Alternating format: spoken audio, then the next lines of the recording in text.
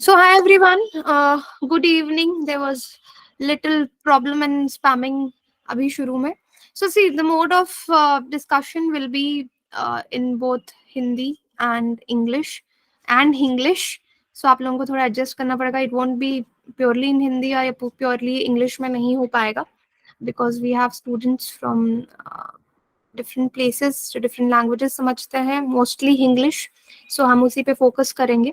सो आज के वेबिनार का मेन मकसद है कि आपको यूपीएससी एग्जाम क्या है और आपकी जो क्वेरीज आपने फॉर्म में भर के लिखी थी उनको हम डिस्कस करेंगे. I will take your live questions also, but शुरू में एक बार स्ट्रैटेजी और यूपीएससी एग्जाम को समझने की कोशिश करते हैं. It will be beneficial to both जो हमारे बिगिनर्स हैं और उसके साथ साथ जो वर्किंग प्रोफेशनल्स हैं उनके लिए ये बहुत ही हेल्पफुल होगा. इन केस आप लोगों ने पहले भी अटेम्प्ट दिए हैं, so what you can do is you can ask the query in the chat box once we end the session. Okay, so I will just start the screen presenting now. शुरू करते हैं.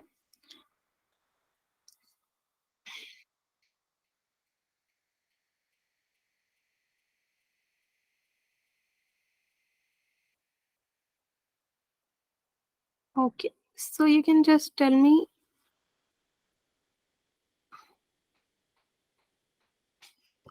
if you're able to see my screen. Are you able to see my screen?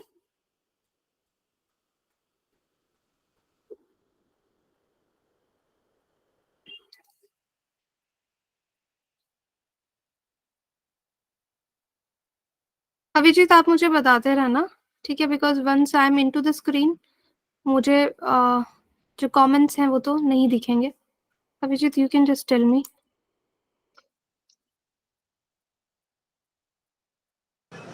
Yes, ma'am, we can see your screen. Right? Okay, great. Thank you, Abhijit. I'll ask you in between. So just let me know, then we'll answer the queries also. So I hope you all know me. This is Veronica from Proxy Gyan. और हमारा initiative UPSC के लिए जो students prepare कर रहे हैं उनके लिए स्पेशली है कि मार्केट में अगर आप देखेंगे बहुत से इंस्टीट्यूट्स हैं, बहुत से अच्छे इंस्टीट्यूट्स हैं, अच्छे टीचर्स हैं जो प्रिपेयर करा रहे हैं, लेकिन मुझे हमेशा से एक कमी लगी थी यूपीएससी प्रिपरेशन में, वो था लैक ऑफ मेंटोरशिप. कि कहीं ना कहीं जो एक पर्सनल टच है वो इस चीज में मिसिंग है. तो उसी को पूरा करने की कोशिश करते हैं हम थ्रू प्रॉक्सी ज्ञान. सो हमारे जितने स्टूडेंट्स हैं, चाहे वो मेंस की गाइडेंस ले रहे हैं हमसे या इंटरव्यू की guidance, right now we have students, क्योंकि आपको मालूम होगा कि यूपीएससी के इंटरव्यूज जो हैं वो शुरू हो गए हैं और उसके जो स्टूडेंट्स हैं तो वहाँ पे हम मेंटोरशिप उनको देते हैं. I will tell you about proxy Gyan also, but फिलहाल हम शुरू करते हैं about this exam, UPSC CSC exam, जो हमारे देश में everyone says कि this is the most difficult exam, सबको toughest exam of all exams इसको बोला जाता है. So अगर आपने चूज किया है कि आप एक सिविल सर्वेंट बनेंगे, सो आई एम श्योर आपका वाई बहुत क्लियर होगा कि आपने इस एग्जाम को क्यों चुना. अब don't tell me ma'am power गाड़ी, ये चीजें बहुत थोड़े टाइम के लिए मैटर करती हैं. इसलिए एक बहुत अच्छा रीजन होना, एक बहुत अच्छा मोटिवेशन होना before you start this journey, this is very important. क्योंकि एक चीज मैं बता दूं, आपके बहुत सारे वनडे एग्जाम्स होते हैं, ये उन एग्जाम्स की तरह नहीं है. This is a marathon. एक बहुत लंबे समय के लिए आपको पेशेंस और परसीवरेंस जो है वो रखना पड़ता है अगर आप इस प्रिपरेशन में आ रहे हैं. तो अगर आप इस प्रिपरेशन में, आप लोगों ने सोच लिया, I am sure you all are very serious aspirant, that is why you are here today. और अगर आपने सोचा है कि आप इस प्रिपरेशन में आएंगे और उसके लिए क्या क्या रिक्वायरमेंट्स है इस एग्जाम की, इस एग्जाम को अच्छे से समझना हमारे लिए बहुत ज्यादा इंपॉर्टेंट है. सो वैसे किसी से भी पूछो आप क्या करने वाले, तो सब लोग क्या बोलते हैं, आईएएस का एग्जाम देंगे, आईएएस बोलते हैं. But this exam is not just about IAS, right. अलग अलग तरह की सिविल सर्विसेज होती हैं, ऑल इंडिया सिविल सर्विसेज है. ये जो एग्जाम जब आप देते हो, जो लिस्ट निकलती है, फॉर एग्जाम्पल कि 900 पोस्ट हैं, तो ऐसा नहीं है ना कि 900 कैंडिडेट्स जो सिलेक्ट हुए सबके सब आईएएस बनेंगे, ऐसा नहीं होता. ऑल इंडिया सिविल सर्विसेज होता है, ग्रुप ए सिविल सर्विसेज होता है, then you have group B civil services. आगे बढ़ने से पहले, बिकॉज मैंने प्रॉक्सी ज्ञान को मेंशन किया था, तो यहाँ पे मैं आपको बता दूं हमारा मेन मकसद है the quality and affordability. Quality आपको हमारे कोर्सेज में मिलेगी, लाइव रिकॉर्डेड कोर्सेज अवेलेबल हैं। मेन फोकस मेरा मेंटोरशिप पे होता है, जहाँ पे आप पर्सनली मुझसे कनेक्ट कर सकते हैं, मेरी टीम से कनेक्ट कर सकते हैं, जिस भी फैकल्टी से जिनसे आप पढ़ रहे होंगे यहाँ पे उनसे आप कनेक्ट कर सकते हैं ऑन अ सिंगल रिक्वेस्ट। आपका एक प्राइवेट ग्रुप बनाया जाता है टेलीग्राम पे, जहाँ पे 24/7 जब आप पढ़ रहे हैं आपको सपोर्ट मिलता है। आपको कभी भी कोई क्वेरी है, कुछ पूछना है पढ़ते हुए, बिकॉज आपने लेक्चर देख लिया, आपको बाद में आप रिवाइज कर रहे हैं, दिमाग में कुछ query I, but right now आपने गूगल सर्च किया, उसमें बहुत टाइम वेस्ट होगा। So you just post the query in the group. हमारा सब्जेक्ट मैटर एक्सपर्ट जो टीचर्स हैं, मैं हूँ खुद पर्सनली उस ग्रुप में, हम उसको आंसर करते हैं स्टूडेंट्स के लिए। और आप कॉल्स भी रिक्वेस्ट कर सकते हैं। मैंने आपको कहा प्रॉक्सी ज्ञान का मेन मकसद मेंटोरशिप है, और यहाँ पे the mentorship is not like कि आपको हैंडआउट्स दे दिए कि आपका जनवरी का ये टारगेट है, फरवरी का ये टारगेट है। It's very personalised. जिस भी स्टूडेंट्स को जब हेल्प चाहिए, the faculties are available.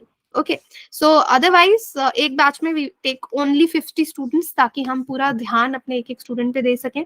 The price is 12,999, but जो स्टूडेंट्स वेबिनार हमारा अभी ले रहे हैं उनके लिए द प्राइस इज 8,999।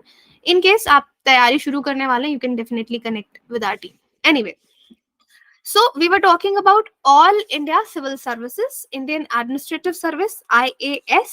3 सर्विसेज मैंने आपको बताई, उसमें IAS है, IPS है, इंडियन फॉरेस्ट सर्विसेज है। तो फॉरेस्ट सर्विसेज आपको मालूम ही होगा, रिसेंटली ही इसको एक ही एग्जाम में मर्ज किया गया है। पहले इसका प्रीलिम्स अलग होता था, लेकिन अभी तीनों एग्जाम्स का प्रीलिम्स अगर आप देखेंगे, group A civil services B, सबका एक ही एग्जाम होता है। IFOS जो फॉरेस्ट सर्विसेज, इसका मेंस अलग होता है, बट प्रीलिम्स इज कंबाइंड। अब ग्रुप ए सिविल सर्विसेज में क्या क्या आता है तो आप देख सकते हैं। आपने इंडियन फॉरेन सर्विस का भी नाम सुना होगा, so it comes under group A civil services. और बाकी आप सबके नाम देख सकते हैं, defence account services, Indian defence state services, Indian information services. तो जब आपका सिलेक्शन होता है, मेंस आप क्लियर करते हैं, तब आपसे एक फॉर्म भरवाया जाता है, आपकी चॉइस पूछी जाती है कि इनमें से कौन सी सर्विसेज किस ऑर्डर में आप लेना पसंद करेंगे। Okay, so these are numerous services, एक एक को हम ध्यान से नहीं देखेंगे, just I wanted to tell you. अब बहुत सारे मिसकंसेप्शंस होते हैं, क्योंकि हम मूवीज बहुत देखते हैं बॉलीवुड की, और वहां पे IAS IPS को बहुत ही अलग लाइट में दिखाया जाता है, बट अदरवाइज बहुत ही रिस्पॉन्सिबिलिटी वाला ये रोल होता है। पूरे डिस्ट्रिक्ट का कंट्रोल, अगर IAS है या पुलिस में है तो डिस्ट्रिक्ट की पुलिस, लॉ या एडमिनिस्ट्रेशन आपके अंडर होता है। बहुत रिस्पॉन्सिबिलिटी आपके कंधों पे होती है। पब्लिक, जैसे पब्लिक दरबार लगाए जाते हैं डिस्ट्रिक्ट्स में, ताकि लोगों के ग्रीवेंसेस जो हैं वो सुने जाएं और आप लोग उसको सॉल्व करें। फॉर एग्जाम्पल, अभी जो बच्चे सपोज दिल्ली में प्रिपरेशन के लिए आते हैं, घर से प्रिपेयर कर रहे हैं, वर्किंग प्रोफेशनल्स प्रिपेयर कर रहे हैं, स्पेशली बिगिनर्स को ये बात कहना चाहूंगी, 21-22 साल के बाद भी अगर आप प्रिपेयर करें, 20 इयर्स के बाद मोस्टली जो graduation is the minimum qualification, prepare करना शुरू करते हैं, तो घर वाले बोलते हैं बेटा अकेले कैसे जाओगे ट्रेन के लिए। घर वाले बहुत हर चीज पे ध्यान देते हैं, because of course they worry for us. But एक तरह से सोचा जाए कि 21 साल में जिसका सिलेक्शन हो जाएगा, and we have so many examples, जो लोग 21 साल में सर्विस में आ जाते हैं, वो पूरे एक जिला की जिम्मेदारी उनके कंधों पे होती है, तो क्या वो खुद का ध्यान नहीं रख पाएंगे? तो जब आप इस सर्विस में आ रहे हैं, इस प्रिपरेशन में उतर रहे हैं, तो आपको समझना है कि आप सिलेक्ट होने वाले हैं और आपके कंधों पे बहुत रिस्पॉन्सिबिलिटी आने वाली है। तो आपने अपना एटीट्यूड ही रिस्पॉन्सिबल बनाना है हमेशा से, क्योंकि होता है घर में छोटे बच्चे होते हैं, बड़े सिबलिंग्स पे डिपेंडेंट होते हैं, मम्मी पापा पे डिपेंडेंट होते हैं। सो मेनी पीपल से कि एग्जाम पढ़ाई से ही नहीं निकलता, आपके एटीट्यूड से भी निकलता है। तो आपको अपना एटीट्यूड भी वैसा बनाना है कि आप एक रिस्पॉन्सिबल सिटीजन हैं, because further you have to handle lot of public responsibility, public grievances, और you have to maintain law and order of a particular district, right? तो फर्दर जब आप एक बार इस IAS सेलेक्ट हो जाते हैं, आप डिवकॉम डिविजनल कमिश्नर, नेक्स्ट आपकी प्रमोशंस होती हैं secretary to the government of India, और इनफैक्ट कैबिनेट सेक्रेटरीज भी आप देखेंगे, they are the civil servants. Okay, तो IPS में अगर आप देखेंगे, ये IAS के केस में इस तरह की पोजीशंस आपको विद प्रमोशंस मिलती हैं, divisional commissioner, secretary of the government of India, cabinet secretary. और IPS के केस में आप एक बार जब जाते हैं, then you are promoted to IG, DG, ये आपको फ्यूचर में दिखा रही हूँ कि किस तरह की प्रमोशंस लास्ट किस लेवल से आप रिटायर हो सकते हैं, right. So this is about the services, the kind of services we have. अब इसके लिए एलिजिबिलिटी समझना इंपॉर्टेंट है। जनरल के लिए मैक्सिमम एज 32, 6 अटेम्प्ट्स, और हर कैटेगरी, आप जिस कैटेगरी से बिलोंग करते हैं उसका एज आपको माइंड में रखना है, और नंबर ऑफ अटेम्प्ट्स, राइट।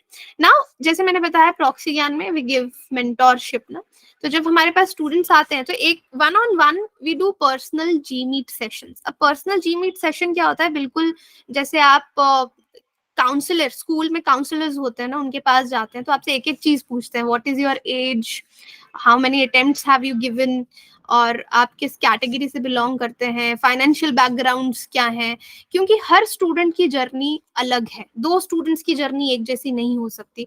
उसके बेस पे जो सजेशन है वो स्टूडेंट को उसका प्लान जो है वो दिया जाता है। Now civil service exam pattern की अगर हम बात करें तो आप सबको पता है 3 स्टेजेस में है, प्रीलिम्स, मेंस, इंटरव्यू, राइट। अब बहुत से लोग ऑलरेडी इस बारे में जानते होंगे, बट लेट्स डिस्कस वंस, जो हमारे पास बिगिनर्स हैं उनके लिए। प्रीलिम्स का जो एग्जाम है, यहाँ पे आपके 2 पेपर जो है वो होते हैं, जीएस और आपका CSAT. CSAT qualifying है, बट लास्ट कुछ समय से आप देखिए सी सैट बहुत टफ आ रहा है। अगर आपका सी सैट क्वालिफाई नहीं होगा तो आपका जीएस का पेपर चेक नहीं होगा। तो सी सैट चाहे क्वालिफाइंग है, इसको क्लियर करना is very very important. Okay, इसके रिगार्डिंग, सी सैट के रिगार्डिंग आपके क्वेश्चंस होंगे, आई एम श्योर, वो हम लास्ट में देखते हैं। और उसके बाद जो प्रीलिम्स वाला स्टेज है वो ऑब्जेक्टिव है, जो मेंस वाला स्टेज है वो रिटन है, और यहीं पे हम सिखाते हैं art of answer writing. Okay, so mains में यू हैव 9 पेपर्स, यहाँ पे 2 क्वालिफाइंग सब्जेक्ट्स भी होते हैं, क्वालिफाइंग लैंग्वेज पेपर्स भी होते हैं, जिसमें इंग्लिश कंपलसरी होता है, दूसरा आप चूज कर सकते हैं।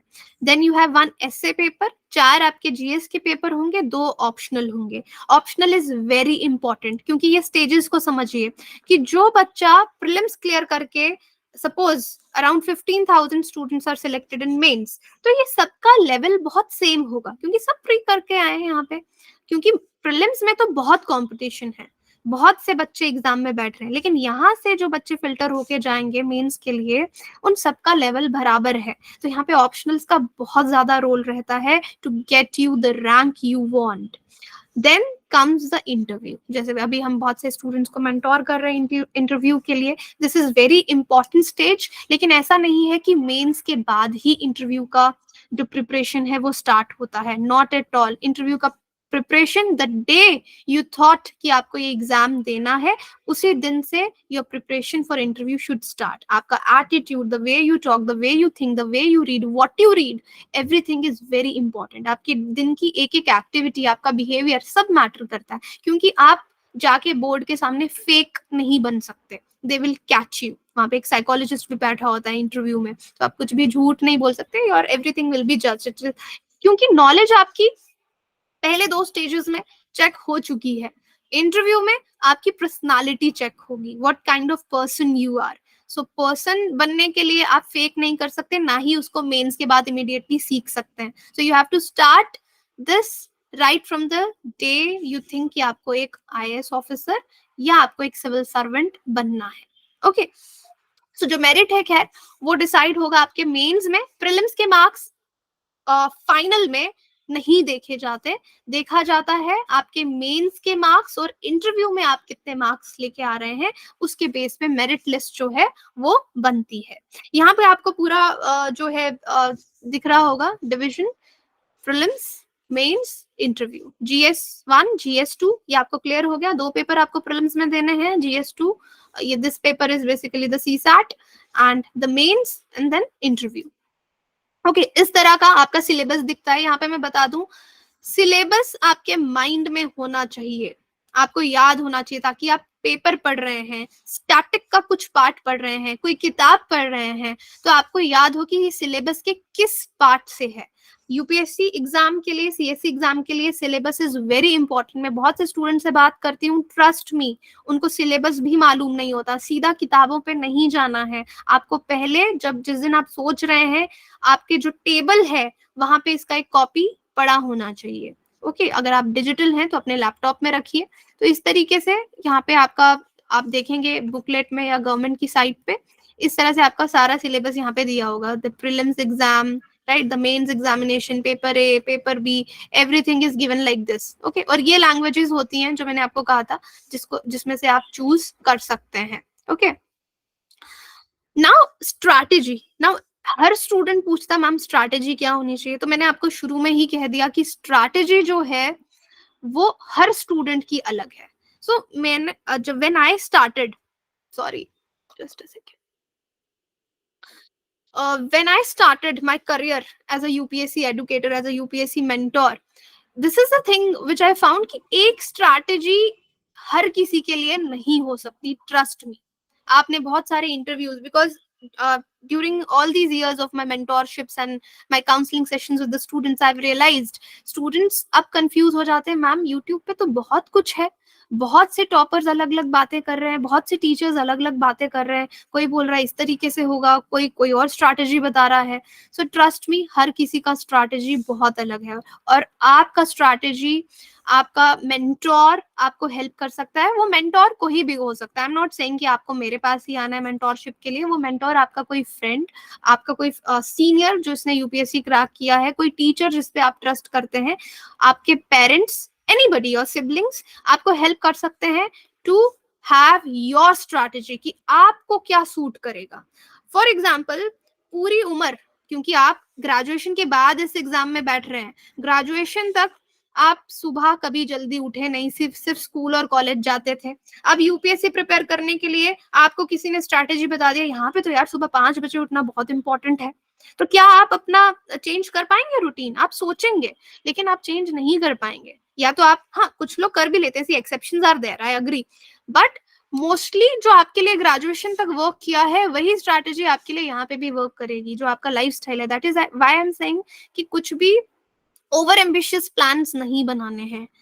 आपका मेंटोर के साथ बैठिए और अपना स्ट्रैटेजी जो है वो उसके लिए रखिए. बट एक जनरल सी कुछ बातें होती हैं, जैसे मैंने शुरू में कहा कि सिलेबस आपको मालूम होना चाहिए. आप अपना टाइम कैसे मैनेज करेंगे, यही बहुत बड़ी दिक्कत है with working professionals, with beginners. Time management समझ में नहीं आता, but this is a very crucial part in this and for this examination if you want to crack this. ठीक है, time management बहुत important है. उसके बाद किन टॉपिक्स को प्रायोरिटाइज करना है, किन सब्जेक्ट्स को, फर्स्ट ऑफ ऑल किन सब्जेक्ट्स को प्रायोरिटाइज करना है, फिर उन सब्जेक्ट्स में किन सब टॉपिक्स को और टॉपिक्स एंड सब टॉपिक्स को प्रायोरिटाइज करना है. Very important. Revision is the key. बहुत लोग बहुत सी किताबें पढ़ते हैं, आप कम किताबें पढ़िए और उनको मल्टीपल रिवीजन कीजिए. अब देखो, ये स्ट्रैटेजी आपको हर कोई बताता होगा, बट यही है कि पर्सनल मेंटोरशिप सेशन में हर स्टूडेंट के लिए अलग स्ट्रैटेजी वी प्रोवाइड.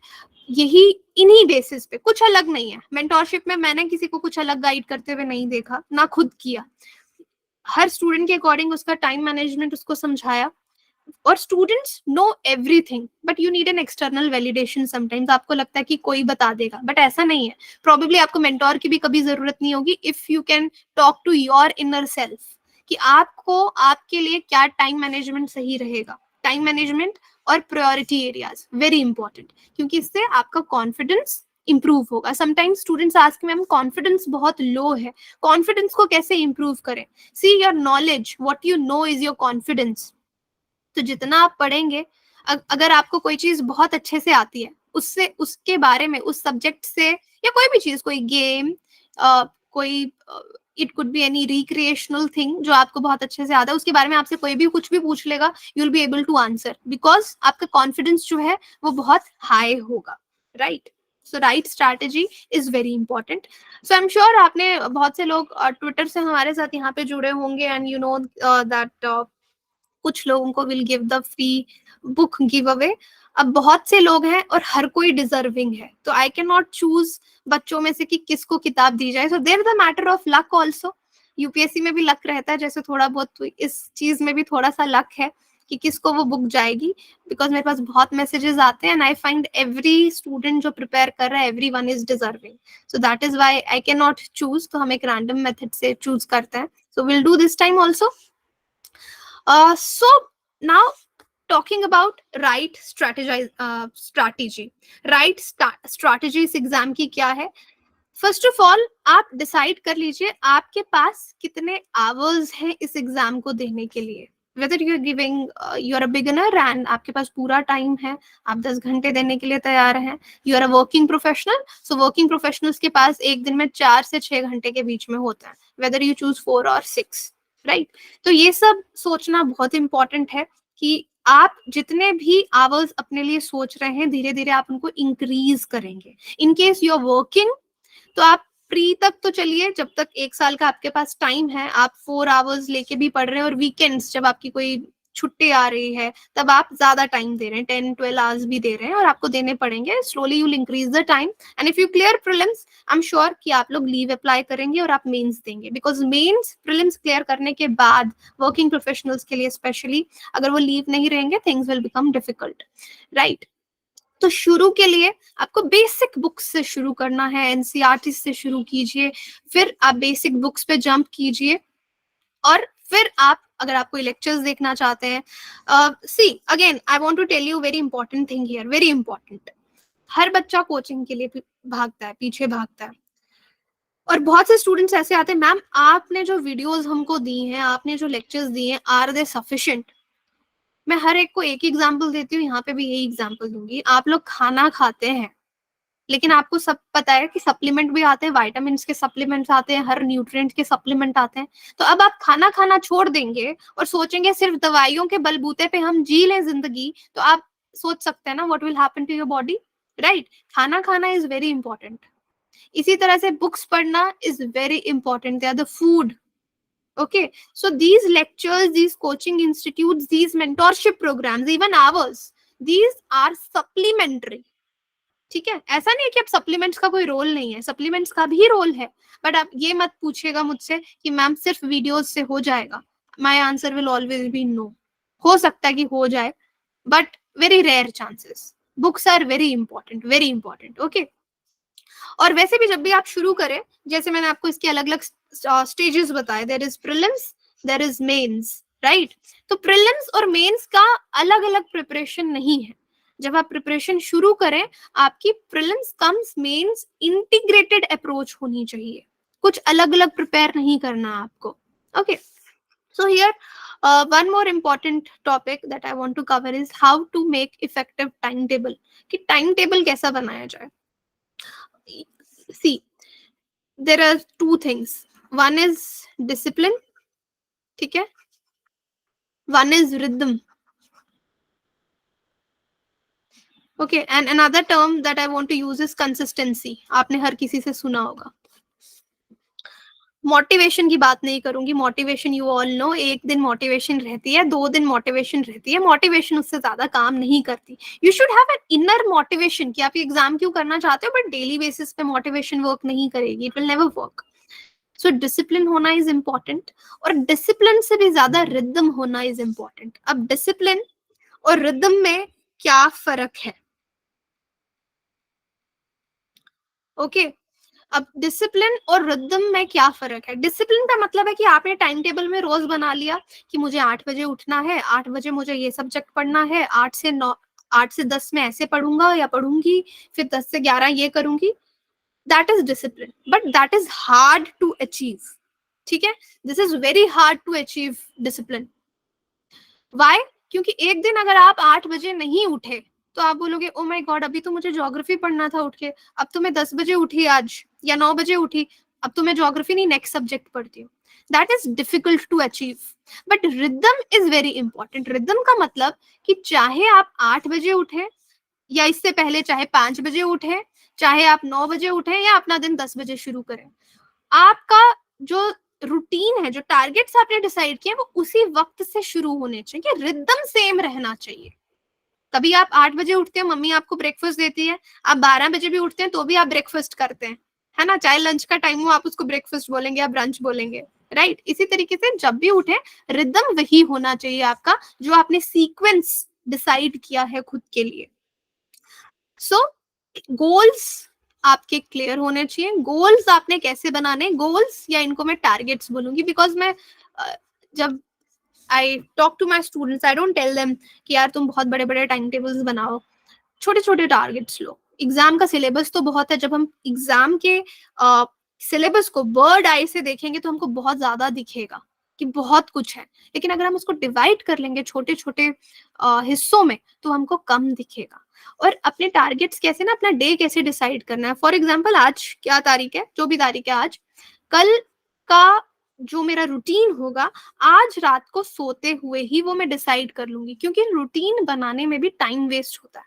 तो सोते हुए जब बेड पे जा रहे हो, आजकल डिजिटल जमाना है, आप सब बहुत ज्यादा टेक्स हैवी होंगे, फोन में नोट्स खोला, नोट्स में अपना कल का रूटीन डिसाइड कर लिया, ठीक है। सपोज यू डिसाइडेड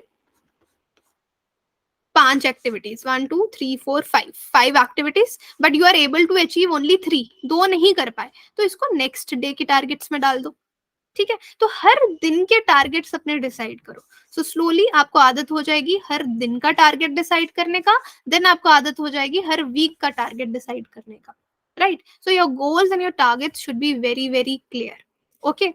तो जो रिदम की मैंने बात कही ना, उस रिदम में टाइम ब्लॉक्स को पहचानना इज वेरी इंपॉर्टेंट, कि आप अपने दिन को कैसे डिवाइड करेंगे। ऑफ कोर्स ब्रेक्स लेना इंपॉर्टेंट है, एकदम तो आप ऐसा नहीं है ना 10-20 घंटे पढ़ते रहेंगे। टाइम ब्लॉक्स, अगर आप वर्किंग प्रोफेशनल्स हैं तो भी, कि आपके पास कौन सा टाइम है जब आप पढ़ेंगे, राइट। ट्रैवलिंग है, ट्रैवलिंग में भी पढ़ सकते हैं, तब क्या पढ़ेंगे। तो अपने दिन को डिवाइड कर लो अलग अलग हिस्सों में। यहाँ पे for example morning afternoon evening मैंने कहा है, वो कोई भी टाइम स्लॉट्स हो सकते हैं, हर किसी का डिफरेंट होगा।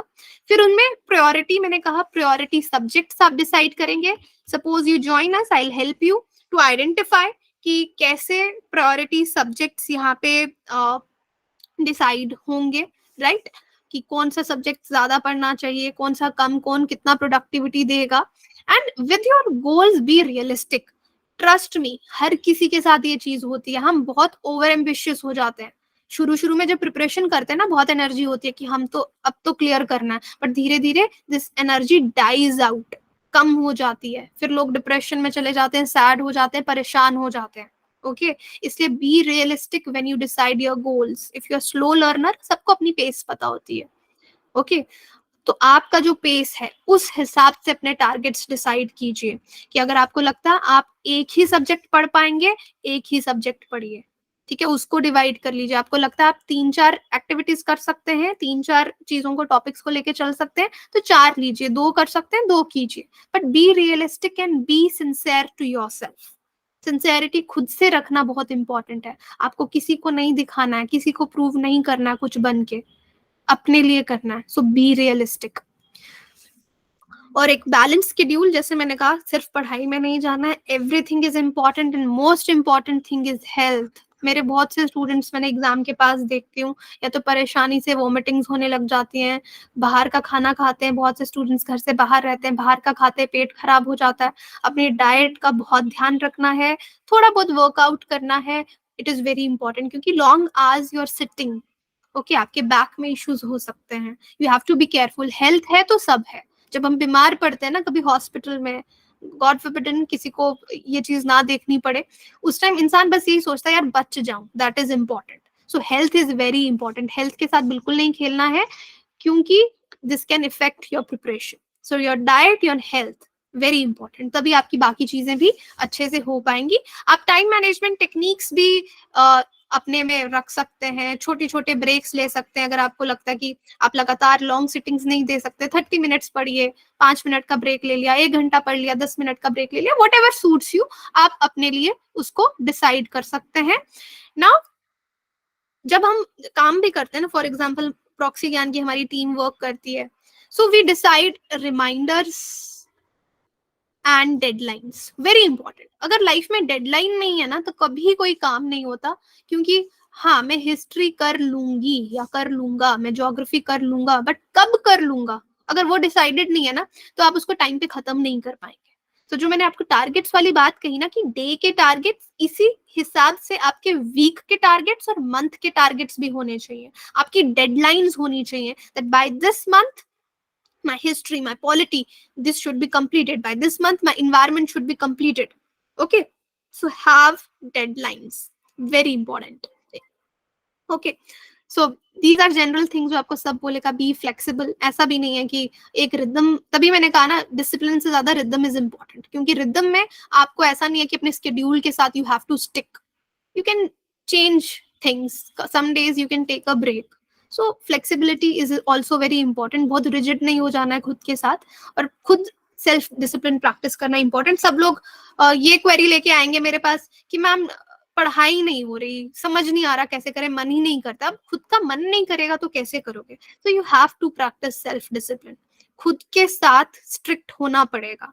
मैं भी स्ट्रिक्ट नहीं हो सकती, आपके पेरेंट्स भी इतनी एज में आके आपको मारेंगे तो नहीं, राइट? तो आपको खुद को सेल्फ डिसिप्लिन में डालना पड़ेगा, अननेसेसरी डिस्ट्रैक्शंस खत्म करनी पड़ेंगी। फोन, ये जो सोशल मीडिया है, आई वोंट से कि सोशल मीडिया से चले जाओ, it is very important social media आजकल, बट थोड़ा रिस्ट्रिक्ट कर लो ना, अपने लिए टाइमिंग्स डिसाइड कर लो। आजकल बहुत सारी एप्स आती हैं कि अगर आपने लिख दिया कि अगर मैंने 1 घंटा इंस्टाग्राम यूज कर लिया या कोई भी सोशल ऐप यूज कर ली, उसके बाद वो उस दिन खुलेगा ही नहीं। इंस्टॉल दोज एप्स, ठीक है? और consistency, the word I used, consistency का ये मतलब नहीं है कि अब रोज पढ़ो।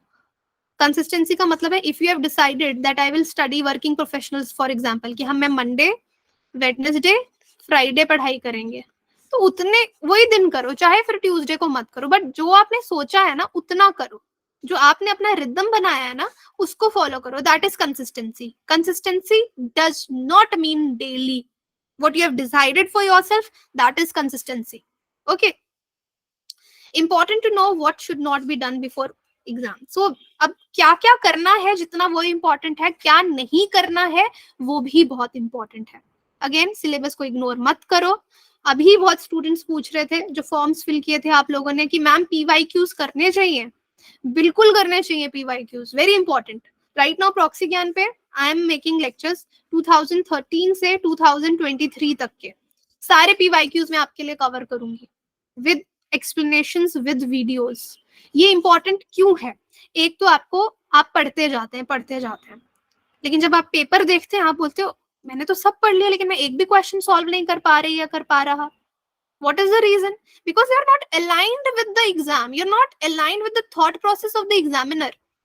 तो वो कैसे अलाइनमेंट होगा आपका जब आप पीवाईक्यू सॉल्व करोगे? Number 1 reason. Number 2 reason for PYQs is कि रिपीट होते हैं क्वेश्चन। आप जब इतने सारे पीवाईक्यू सॉल्व करोगे ना, you will realise there are certain, at least एक क्वेश्चन रिपीट होता है कई बार। और एक क्वेश्चन आप बोलोगे मैम एक क्वेश्चन से क्या फर्क पड़ता है? बिल्कुल पड़ता है। I know lot of students जिनका एक नंबर से क्लियर होना रह जाता है। So you understand, you will, when you enter into the preparation, you will realize the value of this 1 mark also. So PYQs are very important. Okay, so PYQs का अभी I'm working on the content and soon these videos will be out for 2013 to 23. पूरा detail में हम PYQs करेंगे, question भी करेंगे, उसके trend को भी समझेंगे और हर एक ऑप्शन को भी समझेंगे इन वीडियो लेक्चर्स में हम। ओके, सो फिर these are the basic things कि बहुत सारा मटेरियल नहीं देखना है। Don't think any topic lesser than others. अब प्रायोरिटी है बट कुछ छोड़ के नहीं जाना। अगर आपके पास टाइम है तो आपको कुछ छोड़ के नहीं जाना है, ठीक है? So make a plan, solve question, start reading newspaper. Newspaper पढ़ना बहुत इंपॉर्टेंट है। अब some students ask me ma'am newspaper पढ़े या कोई मंथली कंपाइलेशन पढ़ लें? So now see, this is very important question और इसका कुछ राइट और रॉन्ग नहीं है। For some people newspapers will work, for some people monthly compilations will work. इसके लिए मैटर करेगा आपका background, whether you are a beginner, how much time you have, are you a working professional, right? So I won't say बहुत ज्यादा hype नहीं दूंगी newspapers को मैं, बिकॉज ये बैकग्राउंड पे डिपेंड करेगा। ओके, फिर रिविजन वेरी इंपॉर्टेंट। अगर आपने रिवाइज नहीं किया है, ट्रस्ट मी एग्जाम वाले दिन आप कुछ भी रिकॉल नहीं कर पाओगे और उसी दिन तो आपका मेन टेस्ट है। बाकी नॉलेज को क्या कर लोगे इतनी नॉलेज रख के अगर एग्जाम क्लियर नहीं कर पा रहे? तो एग्जाम क्लियर करने का की इज रिविजन। ओके, ताकि आप उस दिन you are able to reproduce whatever you have learned all these years or in the last year, right? तो रिविजन जरूर कीजिए, वो आपको एसेस, आपको सेल्फ एनालिसिस में भी हेल्प करेगा। और एक स्टैंडर्ड रिविजन टेक्निक है 1 day 1 week 1 month, है ना? जो एक दिन पढ़ा उसको वीकेंड पे रिवाइज करो, फिर 1 महीने के बाद भी उसको खोल के देख लो, ठीक है? तो इस तरीके आप कोई भी रिविजन टेक्निक ला सकते हो, बहुत से लोगों ने अलग अलग फॉर्मूलाज बनाए होते हैं. So it could be anything जो आपको सूट करे, आप उस हिसाब से रिवाइज कर सकते हो. One of the best thing जो मैं स्टूडेंट्स को सजेस्ट करती हूँ, कल ही एक स्टूडेंट से, मेंटोरशिप स्टूडेंट से बात हो रही थी, एंड ही वाज लाइक कि मैम मॉक्स लगा रहा हूँ बट मॉक्स में नंबर नहीं आ रहे, अब क्या होगा. नंबर नहीं आ रहे, एक दो टेस्ट में घबराना नहीं है. मॉक्स में अगर नंबर नहीं भी आ रहे तो परेशान नहीं होना है. रिवर्स इंजीनियरिंग से पढ़ो. This is the best revision technique. Reverse engineering का क्या मतलब है, आपने किसी कोचिंग इंस्टीट्यूट का एक मॉक एग्जाम ले लिया, ठीक है. अब आप उसमें से कुछ क्वेश्चन सॉल्व कर पाए, कुछ क्वेश्चन आप सॉल्व नहीं कर पाए. और याद रखिए, मॉक्स में ना गेस वर्क मत करिएगा. क्यों बोल रही हूँ ऐसा, अगर आप मॉक्स में मार्क्स लेने के लिए गेस वर्क करोगे ना, तो जब आप सेल्फ एनालिसिस करने के लिए बैठोगे, आप गेस वर्क वाले क्वेश्चन को सोचोगे, अरे ये तो मुझे आता था, but that is a guess work, वो तुमको नहीं आता है, तुक्का मारा है, राइट. तो उसको मत अटेम्प्ट करो, और उसको रिवर्स इंजीनियरिंग, यानी जब आप जो आपके क्वेश्चन गलत हुए हैं, जो क्वेश्चन पे आप गेस वर्क करना चाहते हो, इन क्वेश्चंस की वापस किताबें खोलो, पर्टिकुलर टॉपिक खोलो और वहां से रिवाइज करो. इसको बोलते हैं रिवर्स इंजीनियरिंग. ओके. तो क्या होता था ना, जब इंडिया के पास स्पेस टेक्नोलॉजी नहीं थी, तो रशिया बहुत हेल्प करता था इंडिया की. अब रशिया कुछ भेजता था तो हमारे कुछ इंजीनियर्स को बोलते थे कि आप ना पूरा खोल खोल के मशीन को देखो कि कैसे बना है ये. अब आप एक मशीन लेके आ रहे हो, आपको नहीं पता है कि वो कैसे बना, जब आप उसको खोल के उसके पार्ट्स को चेक करोगे, यू विल अंडरस्टैंड कि इसको कैसे कनेक्ट किया गया है, राइट. तो ये चीज आपको पढ़ाई में लागू करनी है, कि अब आपको जो क्वेश्चन भूल गया, आप उसको वापस से देखोगे तो आपको वो याद आ जाएगा और रिवाइज हो जाएगा अगर कुछ छूट भी गया तो. For example, this is a question, what is are the advantages of zero tillage in agriculture. अब इसका कुछ भी क्वेश्चन हो, for example you don't know about it, तो आप क्या करोगे, आपको जीरो टिलेज ही नहीं पता क्या होता है, तो आप क्या करोगे, गूगल करोगे इस वर्ड को. गूगल नहीं करोगे तो अगर आपके पास जो मटेरियल है, अपने नोट्स को चेक करोगे तो आपको याद आ जाएगा, फिर आप इसको सॉल्व करोगे. इस तरीके से पढ़ी हुई चीज आपको कभी भी नहीं भूलती, रिवर्स इंजीनियरिंग से पढ़ी हुई चीज. क्योंकि अब आप इसमें क्या क्या देखोगे, जीरो टिलेज फार्मिंग क्या है, इसके बेनिफिट्स क्या है, लूप होल्स क्या है, ये कार्बन सिक्वेस्ट्रेशन के कॉन्सेप्ट से कैसे जुड़ा हुआ है, you will learn this. So this is reverse engineering. Question नहीं आया, उसको आपने चेक किया. फॉर एग्जाम्पल, ये क्वेश्चन नहीं आप कर पाए कि क्या कॉन्सिक्वेंसेस होंगे मरीन हीट वेव्स के, वैसे आप इसको एलिमिनेशन से और कॉन्सेप्चुअल नॉलेज से भी कर सकते हो. This is very easy question, but just I am giving you an example. तो अगर नहीं आया तो go back and read about corals. तो कोरल्स का टॉपिक पूरा कवर कर लो. इन्वायरमेंट में एक अच्छा टॉपिक है, अच्छा बड़ा टॉपिक है कोरल्स का. तो आपका रिवर्स इंजीनियरिंग से एक पूरा टॉपिक कवर हो गया, right.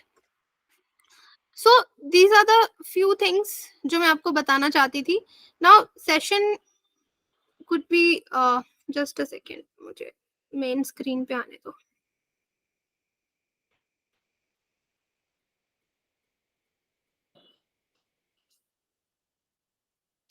Okay. So this is something जो मैं आपके साथ डिस्कस करना चाहती थी. There are many more things also जो इससे जुड़े हुए हैं, इस एग्जाम से जुड़े हुए हैं. अब हम प्रीलिम्स को, मेंस को, हर एक को अलग अलग स्टेप में जो है वो डिस्कस कर सकते हैं. But let's not start that right now, वो हम सब्सिक्वेंट सेशंस में आगे करेंगे. सो अभी आप लोगों की कोई क्वेरीज हैं, you can ask me. Okay Shubham, अभी किसी की कोई क्वेरी है तो वो पूछ सकता है. So he is asking the same question, mock 50-60 range पे है, क्या करूं. डोंट वरी अबाउट मॉक्स, आप लगाते रहिए और उनको रिवाइज करते रहिए, right.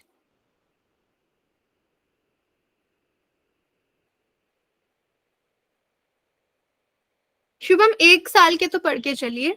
There are two concepts, one is your current affairs and other is contemporary affairs. Current affairs में क्या होता है कि आपको पिछले एक सवा साल की चीजें न्यूज में, पेपर में देखने को मिलेंगी, एग्जाम में जो पूछी जा सकती है. कंटेम्पररी में क्या होता है कि पिछले 10 साल की भी कई बार इश्यूज पूछे जाते हैं.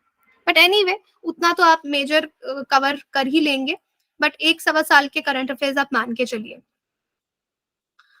देखो प्रीलिम्स के लिए, इसके लिए शुभम मैं अलग से भी सेशन जरूर लेके आऊंगी जहाँ पे प्रीलिम्स और मेंस को हम बहुत डिटेल में पढ़ेंगे.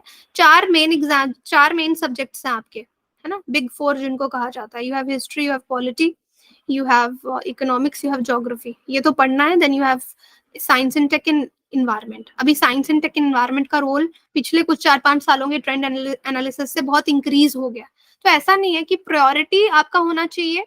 Now there are two other things also. आपका स्ट्रेंथ क्या है, आपका वीकनेस क्या है, उसके हिसाब से आपकी प्रायोरिटी डिसाइड होगी. तो प्रोबेबली किसी के लिए अगर किसी को लगता है यार मेरा पॉलिटी बहुत अच्छा है, तो वो उसको कम समय में भी पढ़ सकता है. He should focus on the subject. Suppose history किसी को मुश्किल लगता है, तो उसके लिए वो प्रायोरिटी हो जाएगा. तो priority will change from student to student. लेकिन एनवायरमेंट और साइंस एंड टेक के केस में मैंने बहुत बार देखा है, उसको हर कोई हल्के लेता है. वो सोचते हैं कि हम 15-20 दिन में कर लेंगे, बट ऐसा नहीं होता.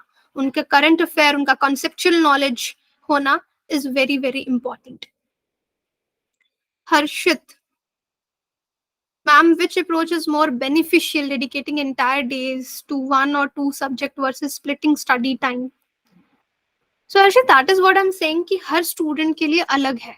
वैसे आप 2 सब्जेक्ट में स्प्लिट कर लेंगे तो मोनोटनी नहीं होगी, आप बोर नहीं होंगे. अगर आप एक ही सब्जेक्ट पढ़ते जा रहे हैं, फिर थोड़े समय के बाद ना आपको बोरियत आने लगेगी. So it is important that you can split it 2 subjects में. आप 1.5 घंटे का पढ़िए, 2.5 घंटे का पढ़िए, क्योंकि आपको ऑप्शनल भी कवर करना है. Then that can vary from student to student. Aditi, don't worry. You are attempting mocks and the number of negatives are more. Don't worry about mocks. Again, I'm saying जो भी students mocks के लिए आप लगाते जाओ, कोई बात नहीं. हो सकता है कई बार मॉक्स डिफिकल्ट होते हैं, कई बार रियल एग्जाम ज्यादा डिफिकल्ट आ जाता है. आप उसको रिवर्स इंजीनियरिंग से खुद का एनालिसिस करके पढ़ते चलो. The more you solve. But please मॉक्स इसलिए मत लगाना अगर आप उसका सेल्फ एनालिसिस नहीं कर पा रहे. मतलब जब आपने पेपर लगा दिया मॉक, आपके पास घर आके टाइम नहीं है कि आप देखें क्या गलत हुआ और उसको रिवर्स इंजीनियरिंग से पढ़े. उस मॉक को लगाने का कोई फायदा नहीं है.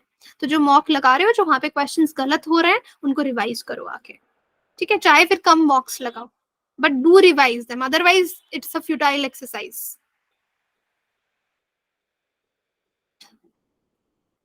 मेरे लाइफ से अगर आप लास्ट 6-7 ईयर्स के करके जा रहे हो तो it's good. The more you solve the better you will be aligned to the exam. Mehul, how much late is too late to start for UPSC? 1 महीना पहले, 2 महीना पहले. मैंने लास्ट देखा है कि 5 महीने में एक स्टूडेंट था जिसने क्लियर किया था. उसका इंटरव्यू भी मैंने किया था, यूट्यूब पे होगा, यूल फाइंड में भी कुछ इसी तरह का टाइटल होगा, cleared prelims in 5 months. And actually this is true. He cleared prelims in 5 months, in 5 months of preparation. तो 5 से कम कुछ भी है तो I think that is late.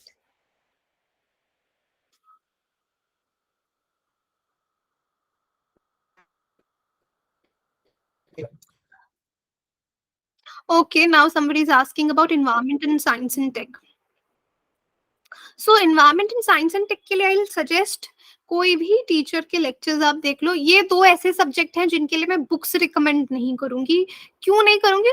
Books are very huge, उतना प्रोडक्टिविटी नहीं निकल पाता क्योंकि ज्यादा करंट से आता है. बट लेक्चर्स करने से आपको क्या फायदा होगा इन्वायरमेंट और साइंस एंड टेक के? आपके कॉन्सेप्ट्स क्लियर हो जाएंगे, specially the students who are from non science background. उनके कॉन्सेप्ट्स क्लियर हो जाएंगे और स्टैटिक का क्वेश्चन तो वो कर ही पाएंगे और वो करंट अफेयर भी कर पाएंगे. अब क्योंकि environment and science and tech में किस तरह का क्वेश्चन आता है, या तो स्टैटिक क्वेश्चन आता है, या करंट क्वेश्चन आता है, या तो अप्लाइड क्वेश्चन आता है. अप्लाइड क्वेश्चन क्या होता है? जहां पे स्टैटिक के कॉन्सेप्ट को यूज करके आप करंट अफेयर को सॉल्व करते हो या किसी क्वेश्चन को सॉल्व करते हो, दैट इज अप्लाइड. इसलिए साइंस एंड टेक के लेक्चर्स देखना वेरी इंपॉर्टेंट. बाकी किसी सब्जेक्ट में बोलूंगी बुक्स लेक्चर्स मिक्स आप चला सकते हो, बट साइंस इन्वायरमेंट बुक अपने पास कोई भी स्टैंडर्ड बुक रखो, बट पूरा पढ़ने की जरूरत नहीं है. दे आर वेरी ह्यूज और कोई प्रोडक्टिविटी नहीं निकलती है. तो लेक्चर्स देखो, जो टीचर ने पढ़ाया वो आके किताब से जल्दी जल्दी पढ़ लो, रिवाइज कर लो, that's it. And solve mocks and test series, current affairs. How much early is too early to start for UPSC preparation? यार this is अर्ली तो यार कभी भी स्टार्ट करो. Some people start from college, after college, जब whenever you feel you are ready to start. And आपको यही करना आपने सोच लिया तो कुछ अर्ली नहीं है इसमें. और कॉलेज में भी अपना कॉलेज भी इंजॉय करो, बट हाँ थोड़ा बहुत अगर कॉलेज में दे मैनी स्टूडेंट्स हमारे पास मेंटोरशिप के जिन्होंने सोच लिया कि उनको यूपीएससी ही करना है, तो ऐसा नहीं है कि वो पूरा पूरा दिन यूपीएससी प्रिपरेशन को देते हैं. They enjoy the college life also, they study the college material also, but 1-2 घंटे दे डेडिकेट. मैंने Vishwajit this question I have answered ना साइंस एंड टेक के लिए, कि आप लेक्चर्स देख सकते हो और फिर उसको साइंस एंड टेक में तो कोई खास किताब भी नहीं है, तो आप लेक्चर्स देखेंगे और करंट अफेयर्स पढ़ेंगे साइंस एंड टेक के, वो सफिशिएंट है. पीवाईक्यूज 10 साल के करिए सॉल्व. ऐसे paper Shagun I would say mains में जब आप जीएस का पढ़ते हैं, जीएस का आपको बहुत नॉलेज हो जाता है, आपका व्हाट हैपेंस कि आपकी नॉलेज बेस बहुत बिल्ड हो जाता है. तो ऐसे ऐसा नहीं है कि कुछ अलग से आएगा, आप उसी नॉलेज से अपना ऐसे लिख सकते हैं. सो आपको पूरे साल में मैं टारगेट दे देती हूँ, आपको 25 ऐसे लिखने. जिसने एक साल में 20 से 25 ऐसे लिख लिए उसको ऐसे पेपर में कोई प्रॉब्लम नहीं है. But students even don't write that, trust me. 20 से 25 ऐसे नहीं लिख पाते हैं स्टूडेंट्स. बस इतने लिख लिए जिसने, उसको ऐसे में कोई दिक्कत नहीं आएगी. पंकज बिल्कुल you can start preparation at 29, बिल्कुल कर सकते हैं आप, कोई दिक्कत नहीं है उसमें. हर्षित लैम्प फेलोशिप इज गुड, काफी लोगों को बेनिफिट होता है बिकॉज वहाँ पे पॉलिसी मेकिंग में आप सिविल सर्वेंट्स के क्लोज काम करते हैं, आप देखते हैं कि किस तरह से काम होता है. Exactly how beneficial it is for UPSC I can't say, but definitely it's good for exposure.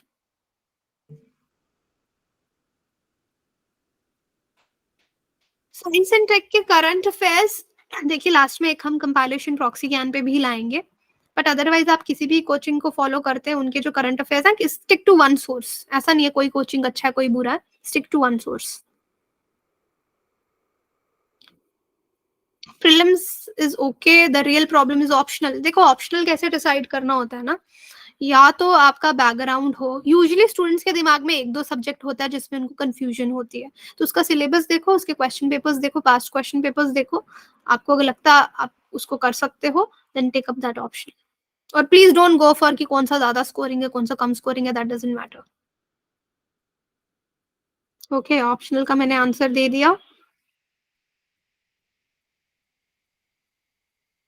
C NCERT अगर आप पढ़ोगे ना साइंस की 10th तक आप समझ पाओगे, लेकिन the students who are not from science background वो 11th 12th की एनसीईआरटी साइंस की पढ़ने लगेंगे, उनको समझ नहीं आएगी. That is why I am saying science and tech और एनवायरनमेंट के लिए lectures are more important.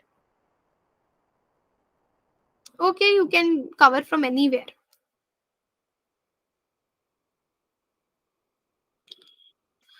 Okay ठीक है, आई एम श्योर आप लोगों के आंसर्स आपको मिले होंगे क्लियरली. सो एक बार फिर से what I want to tell you here before we end this.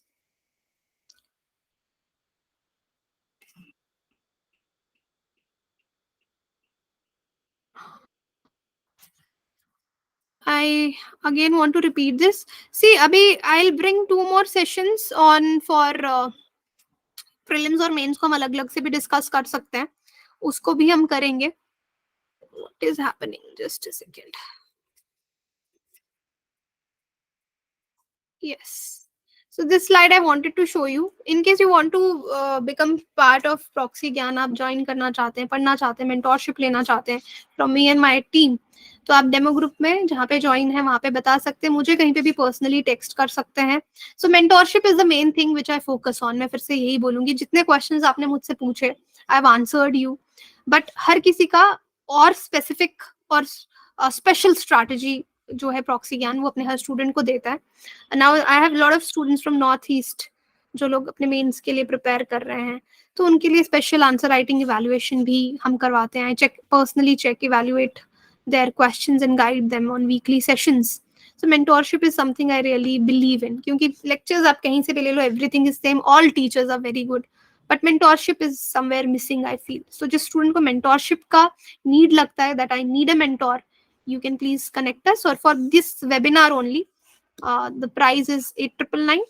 Otherwise this is 12,999 for outsiders because we have collected your name, so we know that you have attended the webinar. Okay, that's it. I think we should and किसी को और कोई भी query हो, they can always connect to me. कहीं पे भी आप कनेक्ट कर सकते हैं, सोशल मीडिया पे, टेलीग्राम चैनल में. I am very responsive towards students. Course validity will be for 2 years. Okay, course validity आपको 2 years का मिलेगा. General science is also important. That is why I am saying for science lectures are enough. वहां पे आपका general science भी cover हो जाएगा और साइंस एंड टेक भी कवर हो जाएगा, बोथ. हाँ, somebody is asking course validity. Yeah, it is for 2 years. Okay. Please, Mehul, आप पूछ सकते हैं. You are raising hand. You can ask the question.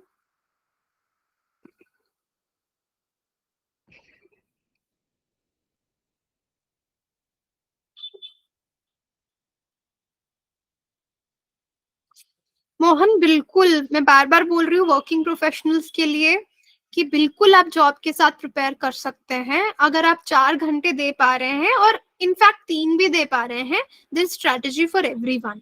उसी के लिए हम गाइड करते हैं टू वर्किंग प्रोफेशनल्स कि उनको किस तरह से पढ़ना है. बिल्कुल कर सकते हैं. Thank you Pankaj. So we'll keep doing these live sessions आगे भी. सौरभ, कंसिस्टेंसी आएगी. जैसे मैंने बीच में बोला ना, सेल्फ डिसिप्लिन लाना पड़ेगा तो ही कंसिस्टेंसी आएगी. You have to follow a path. You have to identify कि आपके पास कौन से स्लॉट्स अवेलेबल हैं. ओवर एम्बिशियस हो जाते हैं आप लोग टारगेट्स को लेके और फिर कवर नहीं हो पाता और आपको लगता है कंसिस्टेंसी नहीं है. ठीक है guys, take care now. So for any queries, please feel free to connect to me or my team wherever you feel like. हाँ शगुन, हम ऑलरेडी एक जनरल रिवीजन स्केड्यूल तो फिलहाल डाल रहे हैं. If you are connected to us on our Telegram, आप हमारे टेलीग्राम पे प्रॉक्सी ज्ञान सर्च करके कनेक्ट हो सकते हो. और ट्विटर पे भी इनफैक्ट जो हमारा पेज है वहां पे हम डेली का एक टारगेट डालते हैं स्टूडेंट्स के लिए.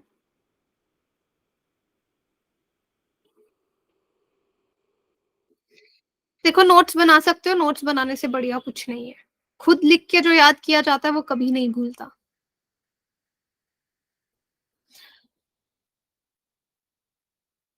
Okay guys, take care. Bye bye.